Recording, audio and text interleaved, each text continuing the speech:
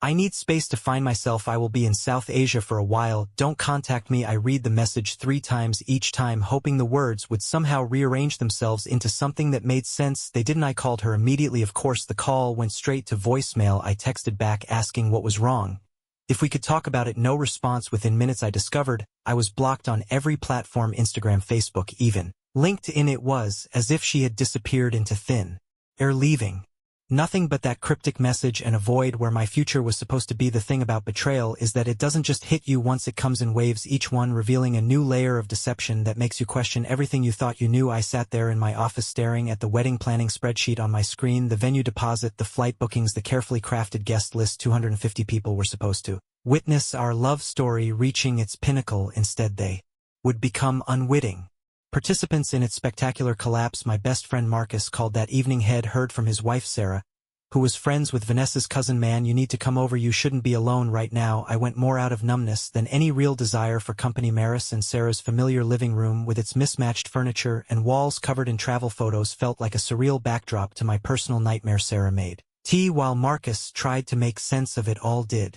anything seem off lately? He asked, genuine concern in his eyes. Any signs? I shook my head, then stopped. She's been taking more business trips than usual. Said the company was expanding into Asian markets. The words felt hollow as they left my mouth. How many of those trips had been lies? The next few days passed in a blur of canceled appointments and awkward phone calls. How do you tell your elderly grandmother that the wedding she's been looking forward to isn't happening? How do you explain to vendors that your fiancé has vanished without a trace? The practical aspects of undoing a wedding in progress provided a strange kind of structure to my days, even as my nights became an endless loop of unanswered questions. A week turned into 2, then 3. The silence from Vanessa was deafening. Her parents claimed they knew nothing, but their voices carried a strain that suggested otherwise. Her sister blocked me when I tried to reach out. The wall of silence around her disappearance was too perfect to be coincidental. It was on day 23. Yes, I was counting that the first crack appeared in her carefully constructed disappearing act. A mutual friend, someone who didn't know about our situation, sent me a photo. Look who I ran into in Bali. The message read. The image showed Vanessa radiant in a flowing white dress, standing on a pristine beach.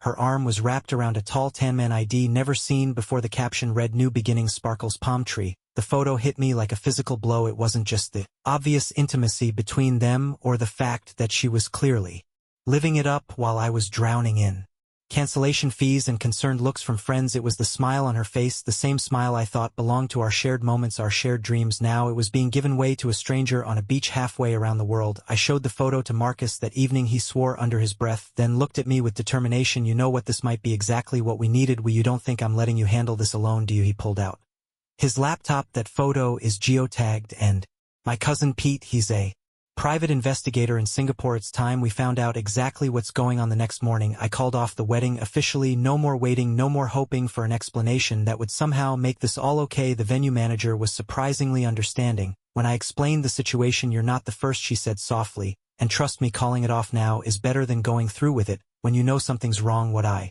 didn't tell her was that I wasn't just calling off a wedding, I was launching an investigation, because that photo wasn't just evidence of betrayal. It was the first thread in a tapestry of lies that I was determined to unravel. The men in the photo, I would soon learn, wasn't just some random tourist. His name was Darren Phillips, and he had a very interesting history with engaged women. As I sat in Marcus' home office that evening watching his cousin Pete's first report come in via secure email, I felt something shift inside me. The paralyzing pain of betrayal was crystallizing into something else, something harder, more focused. Vanessa had chosen to disappear without a word, thinking she could simply erase 4 years of our life together. She was about to learn that actions have consequences, and some things refuse to stay buried in paradise. You sure you want to know everything? Marcus asked, his and hovering over the keyboard. Once we start digging, I thought about the wedding invitation sitting in a box in my closet, already stamped and addressed, about the joint account W opened for our future home, about the way SH had kissed me goodbye before her business trip, promising to bring me back something special from Singapore. Open it, I said, show me everything. The report from Pete was just the beginning. Over the next few weeks, through a combination of professional investigation and good old-fashioned social media sleuthing, a pattern emerged that made my blood run cold. Darren Phillips, it turned out, was what you might call a specialist. He had a talent for meeting women at key moments in their lives,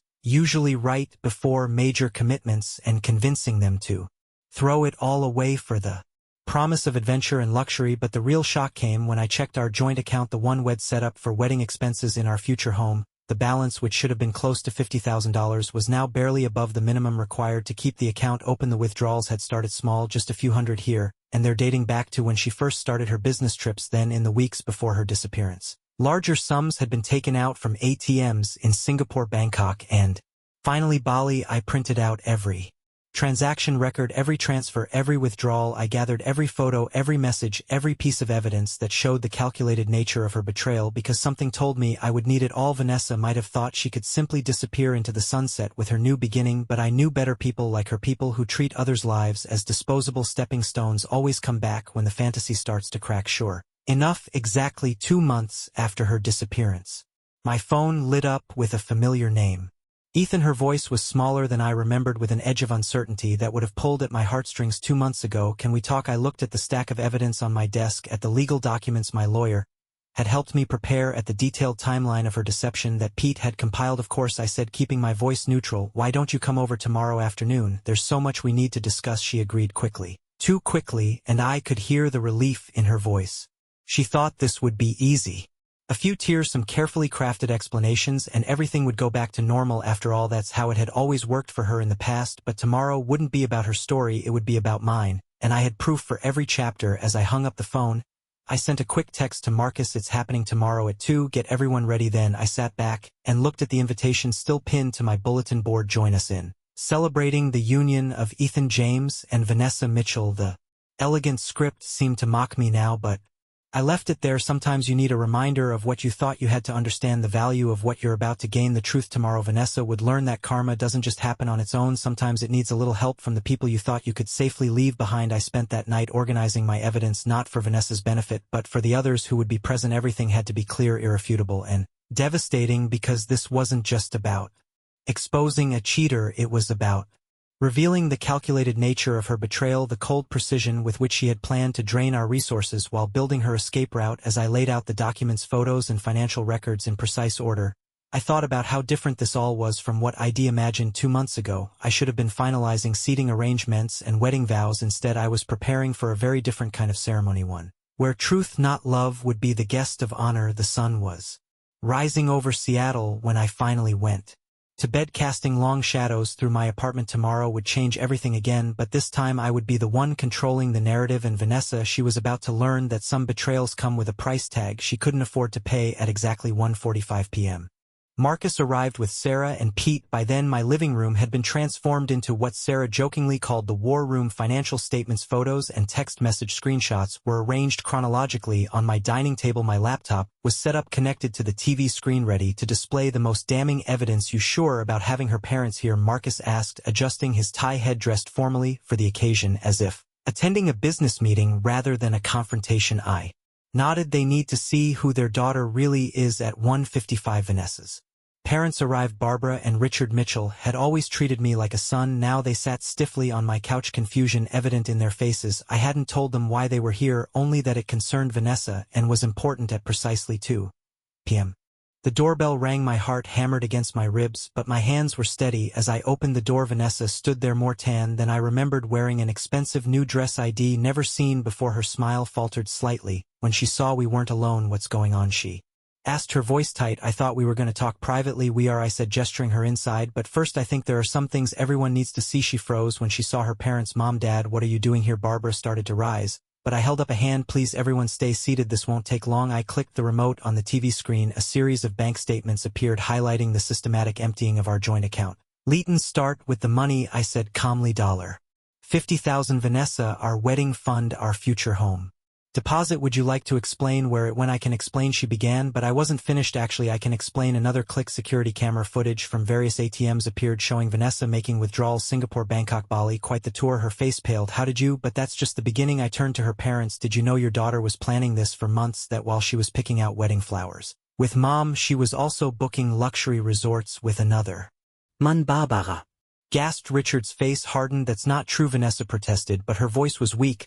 I clicked again. Photos appeared. Vanessa and Darren at various locations dating back 6 months before her disappearance. These are time-stamped, by the way, including this one. I zoomed in on a particular image taken the day after we put down the non-refundable deposit on our venue. You had me followed. Vanessa's voice rose, trying to shift the narrative. That's stalking. No, that's investigation. Pete stepped forward, showing his PI credentials, and everything was obtained legally, including these. The next slides made Barbara cover her mouth in horror. Screenshots of messages between Vanessa and Darren planning not just their affair but how to maximize their financial gain. Vanessa: he trusts me completely with the account. We can easily get another 20K before the wedding date. Darren: perfect. The more we get now, the better our start in Dubai will be. Vanessa: what about your wife? Is she still suspicious? Darren: Lauren: please, she's too busy with the kids to notice anything. Wife: Barbara whispered, he's married with 2 children. I confirmed. In fact, I checked my watch. Lauren should be receiving all this evidence right about now, along with proof of 6 other affairs Darren had with engaged women in the past 3 years. Vanessa's composure cracked. You can't do this. I already have. I turned to her parents. There's more. The business trips she's been taking, those were funded by the company she claimed was expanding into Asia, except she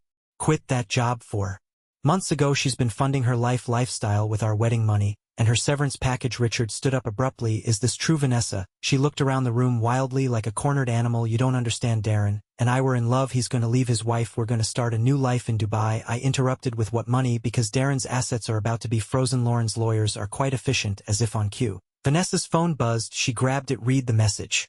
And all color drained from her face. He's blocked me, she whispered. Of course he is. Sarah spoke up for the first time. Men like that always run when the truth comes out. Did you really think you were special, that you were different from the other women he's done this to? I clicked again, and profiles of 3 other women appeared, all former fiancés, all left broken, humiliated after Darren moved on to his next target. The thing is, Vanessa, I continued, my voice steady, you didn't just betray me, you betrayed everyone in this room. Your parents, who helped us plan a wedding you never intended to go through with, our friends who celebrated our engagement, even your company. I spoke with your former boss yesterday. Interesting how those confidential client files disappeared right around when you quit. She sank into a chair, her carefully constructed world crumbling around her. I've already filed reports with the police about the financial fraud. I informed her your former company is pursuing legal action about the stolen files, and Lauren's lawyers will be in touch about your role in Darren's schemes. Barbara was crying softly. Richard couldn't even look at his daughter. Why? Her mother finally asked. Vanessa: we raised you better than this. Vanessa's response was a whisper. I wanted more. Ethan: so ordinary. Darren promised excitement, luxury, a whole new life, and now you have a new life. I said quietly, just not the one you planned. I walked to the door and opened it. You should leave now. Your parents deserve